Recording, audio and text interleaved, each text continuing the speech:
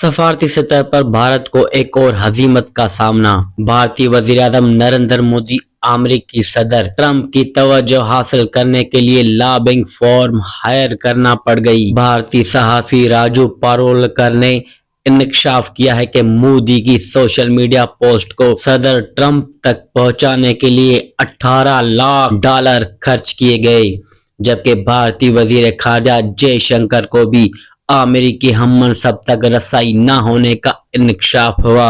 भारतीय सहाफ़ी सुशांत सिंह के मुताबिक जयशंकर मार्को रूबियो और पैट हेग्सेथ से वक्त लेने के लिए अहल नहीं।